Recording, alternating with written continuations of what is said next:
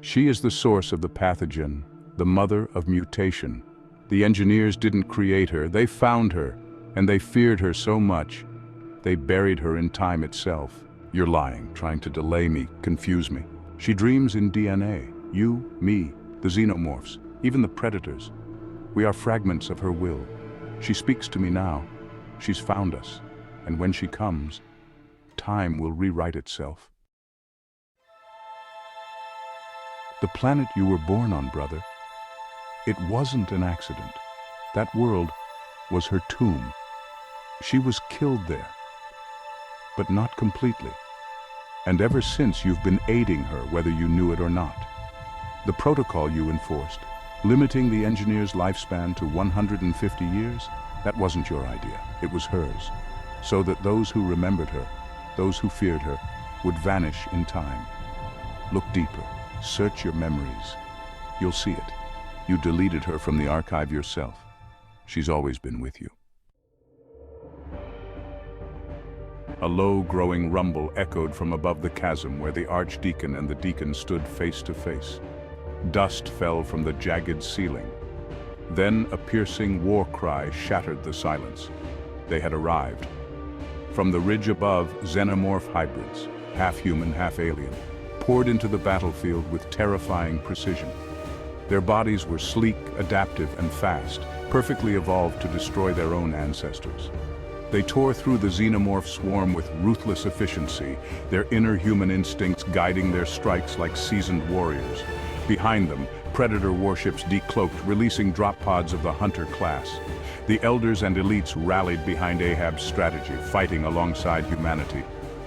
Earth's plasma-armed soldiers surged forward, pushing through the chaos. Then, a thunderous hum split the sky. Engineer ships descended through the clouds like ancient gods returning to the fray, firing devastating energy pulses into the hive clusters below. The tide was turning. What was once humanity's extinction-level event was now becoming a massacre for the swarm. The archdeacon looked toward the deacon, now silent and grim.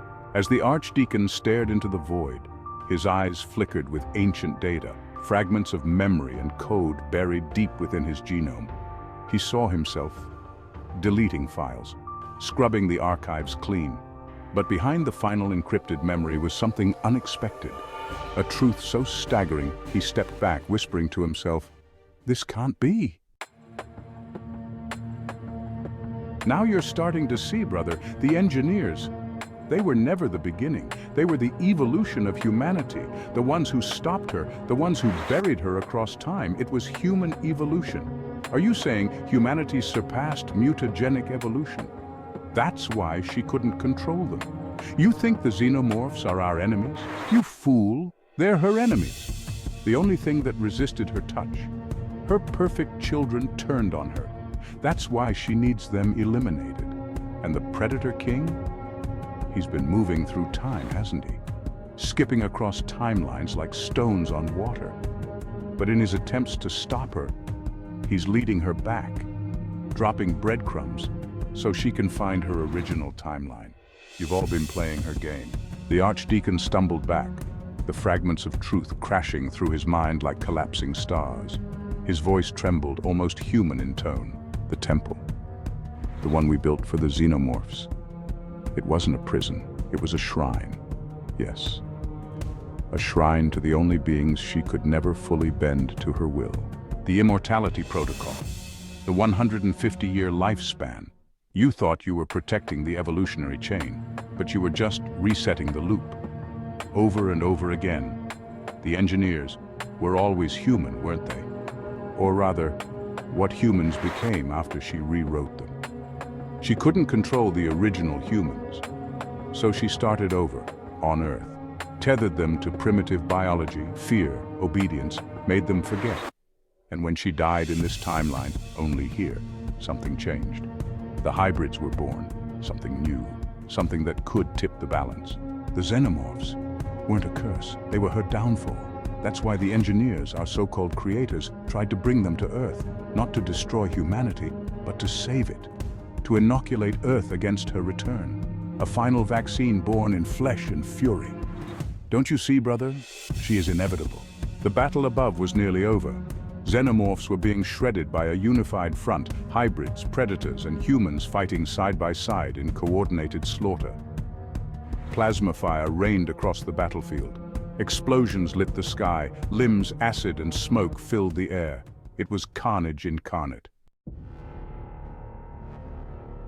The deacon froze, his head tilted toward the heavens. She's here. Multiple energy signatures, unregistered, massive. The ship opened. From its underbelly, pods fell like raindrops. But they were not simple spores. They were infections, wombs, weapons, each one carrying a new horror, refined strains of the black goo, evolved beyond comprehension. Some were facehugger variants, others didn't resemble anything at all. Ahab whispered under his breath, "This isn't war anymore. It's extinction."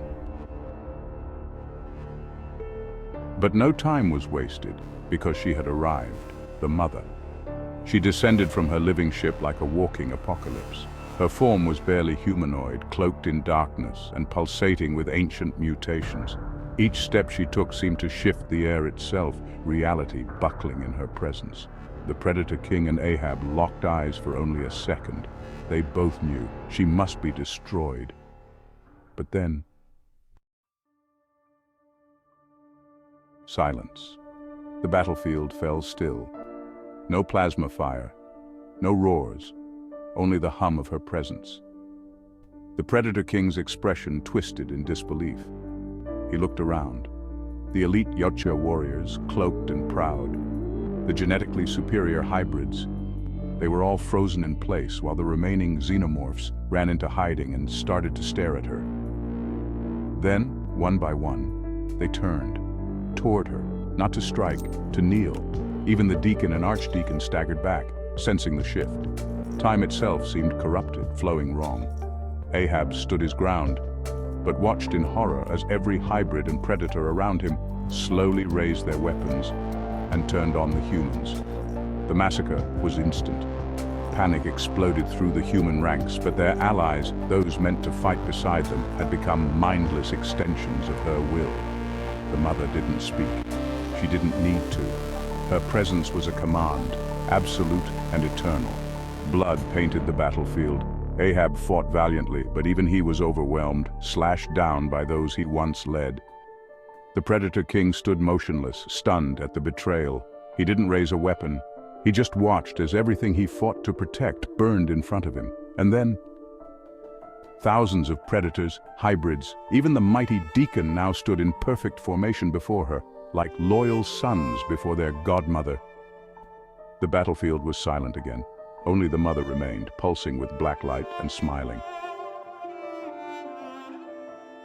The battlefield was drenched in blood. The skies had turned a bruised violet. Everything was still, except for three figures. Only the archdeacon, the deacon, and the Predator King remained conscious, not fully enslaved by the mother's will. She stepped forward with impossible grace, her body shimmering like an oil spill over bone and sinew. "My two sons, how I've waited for this. This timeline is yours, Mother." A sad smile curled on her face as she cupped his cheek. Her touch was both maternal and monstrous, but then her flesh began to absorb his. The deacon's eyes widened, his form convulsed as he was siphoned into her, becoming one with her essence. "Why? Oh, you don't remember what you did, do you? My second-born." The deacon was gone. A ripple of energy surged across the battlefield. Now only two remained. The archdeacon, the firstborn, standing tall, eyes burning with clarity, and the Predator King breathing heavily, refusing to yield. But then, his knees buckled, not by choice. The mother's influence, ancient and unrelenting, began to pull him down, forcing his great form to kneel. "No, I serve no one." She reached out, placing her hand on his throat like one would cradle a delicate instrument. "Look into my eyes." He snarled, but met her gaze. And then she froze. Her smile wavered, because in the Predator King's eyes, she saw it black goo, but not hers. Not pure, altered, alive, watching. It swam like serpents behind his irises. "What is inside of you?" And that's when the Predator King smirked. You have seemed to forgotten, Mother. You're not the only one who learned to rewrite fate. Thank you for watching the final episode. To get caught up, watch my Predator, Alien and Alien vs. Predator series. Share, like, comment, and subscribe for more content.